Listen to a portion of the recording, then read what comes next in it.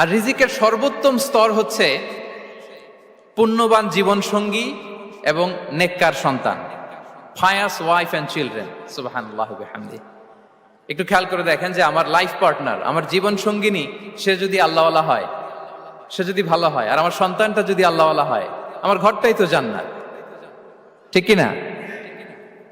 তো এটা হচ্ছে রিজিকের সর্বোত্তম স্তর। জীবন সঙ্গিনী সে যদি নেককার হয়, আল্লাহওয়ালা হয়, মুতিয়া কানিতা সে যদি হয়, আর আমার সন্তান, আমার চিলড্রেন, সেও যদি ফায়াস হয়, তাহলে আমার ঘরটাই হচ্ছে paradise, a piece of paradise in this দুনিয়া।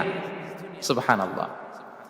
আমরা আম্মাজান খাদিজাতুল কুবরা আত-তাহেরা রাদিয়াল্লাহু তাআলা আনহা, ওনার কথা জানি যে বিষ্ণু ঈসা ইসলামের স্ত্রী আমাদের আম্মাজান রাসূলুল্লাহ সাল্লাল্লাহু আলাইহি ওয়াসাল্লামকে বড্ড ভালোবাসতেন, আগলে রাখতেন সবসময়, মেন্টালি সাপোর্ট দিতেন, ফিনান্সিয়ালিও সাপোর্ট দিতেন। বিষ্ণু ঈসা ইসলামকে আম্মাজান খাদিজা এতই ভালোবাসতেন, বিষ্ণু ঈসা ইসলাম বলতেন রুজিকতু হুব্বাহা, আমি খাদিজার ভালোবাসাকে রিজিক হিসেবে পেয়েছি। সুবহানাল্লাহ।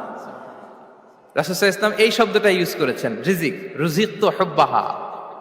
এবং তিনি দোয়া করার সময় বলতেন, আল্লাহ, কিয়ামতের সে বিভীষিকাময় দিনে, যেদিন বন্ধু বন্ধুকে চিনবে না, স্বামী স্ত্রীকে চিনবে না, বাবা সন্তানকে চিনবে না, পীর সাহেব মুরিদকে চিনবে না, নেতা কর্মীকে চিনবে না, ভাই বোনকে চিনবে না, সেই কঠিন মুহূর্তে আল্লাহ, আমি আমার খাদিজাকে যেন ভুলে না যাই। রুজিকতু হুব্বাহা, খাদিজার প্রতি ভালোবাসা আল্লাহ তাআলা আমার হৃদয়ে রিজিক হিসেবে দিয়েছে। তাহলে রিজিকের সর্বোত্তম স্তর হচ্ছে পুণ্যবান স্ত্রী, নেককার সন্তান।